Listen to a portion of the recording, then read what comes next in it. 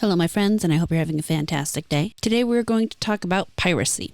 And I want to be clear that this comes from a person who doesn't personally choose to pirate, mostly because I don't understand the idea of I should be able to use somebody else's work without paying them for it. But at the same time, I don't necessarily blame other people for choosing to do it. I just have that issue for myself. Tonight's topic is obviously sparked around the subject of inZOI and the devs removing Denuvo after the gamers at large got upset, which is understandable for a game that is trying to take over The Sims of all things. You're already starting at a disadvantage because The Sims has gotten so massive. On the plus side, what's playing into their favor is that The Sims has made a number of serious missteps and really not improved anything in quite a long time. The Sims 4 initially released in 2014, so it's been out for 11 years now. And yes, the expansion packs do add new features over time, but at the same time, I've been playing The Sims since the first Sims game, and at the end, it's kind of basically the same.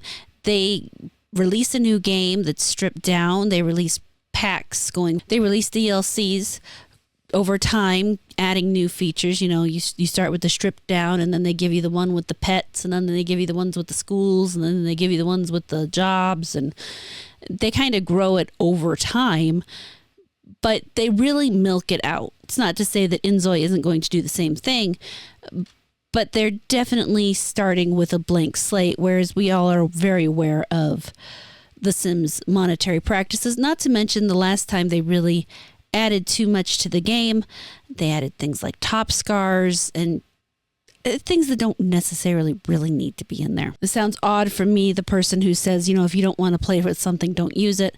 It doesn't mean that I like something being put in. It just means I understand that I don't have to use something in the event I choose to pick up the game.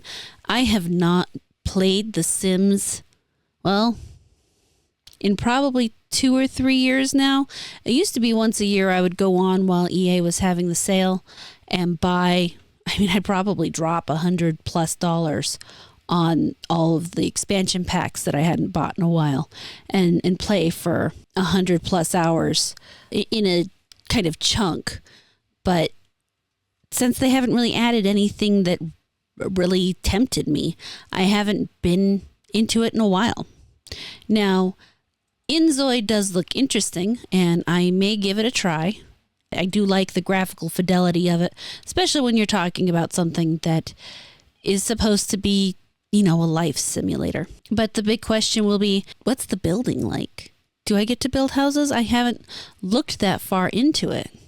But that is actually a big deal for me, as I prefer the building and decorating really to the Sims life. I still play the Sims life part. I enjoy that part to some degree.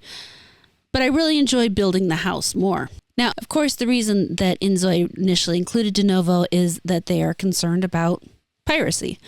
Eventually, even with Denuvo, the game will be cracked and people will pirate it.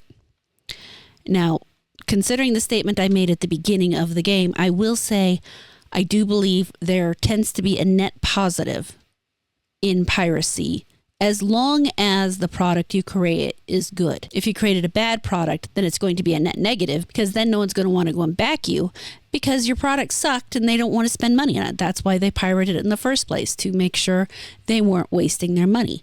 Now, a lot of times when someone pirates something, this goes for music, books, shows, movies, a lot of times they'll pirate it, they'll play it, they'll watch it.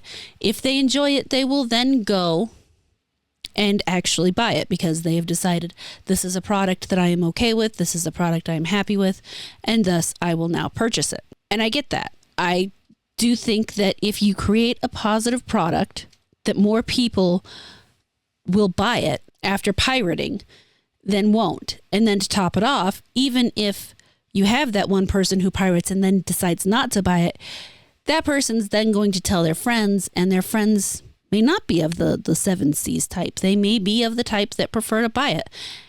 And more than likely, some of them will be. So you will have people who have bought it off of that person's recommendations. Now, it does get into, for me, And I want to be very clear, this is just a me stance.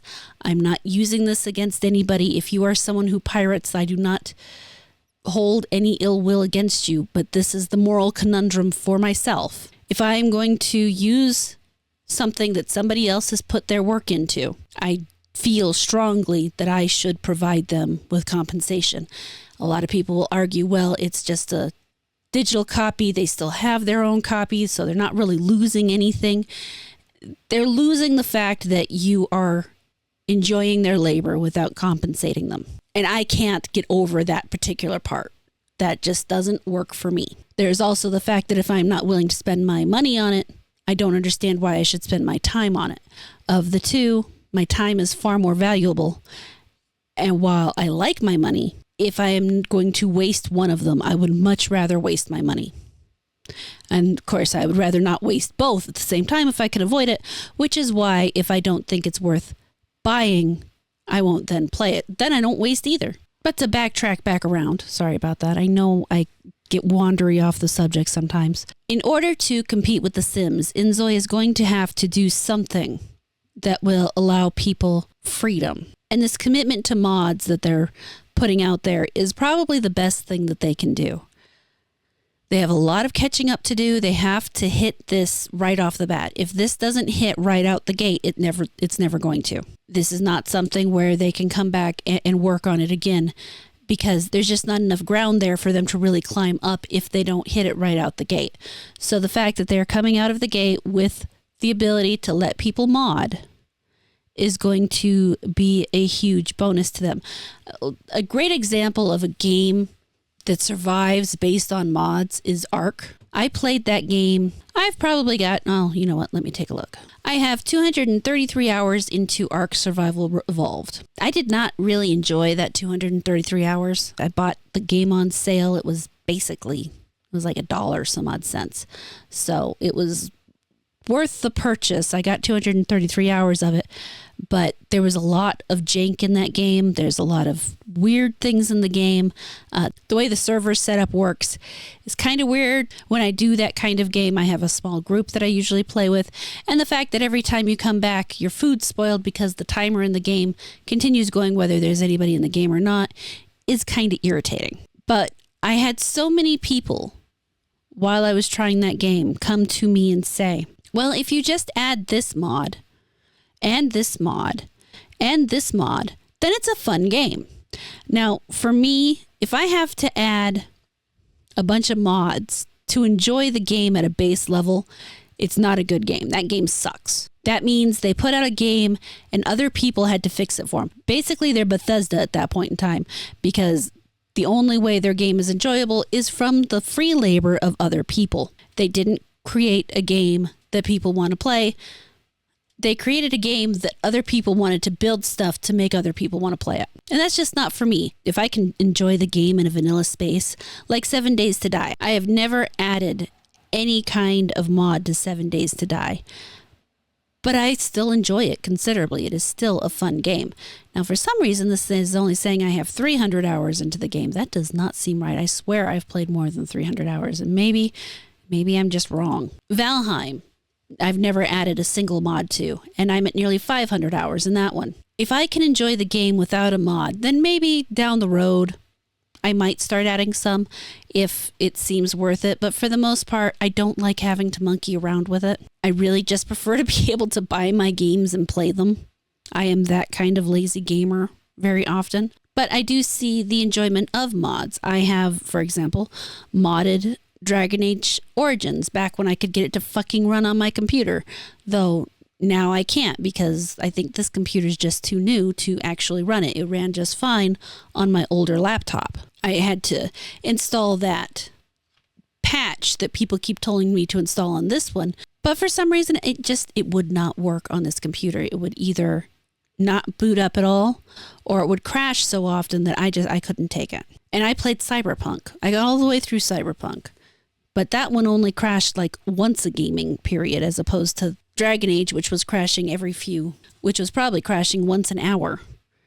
And that, I can't do it. I just can't do it, man. But when you add to the fact that programs like Denuvo and other DRMs actually bog down the game itself.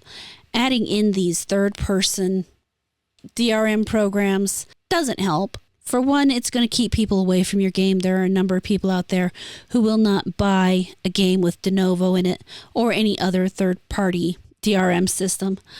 And then you have those people who won't do it just because they don't like the fact that it bogs down their computer. A lot of people don't like the fact that Denuvo's anti-cheat has kernel-level access, meaning it has far too much access to their computer for their personal tastes. And then you have something like Monster Hunter Wilds, which gets seriously bogged down because Capcom has not only their own anti-cheat and DRM, but then they added Denuvo on top of it.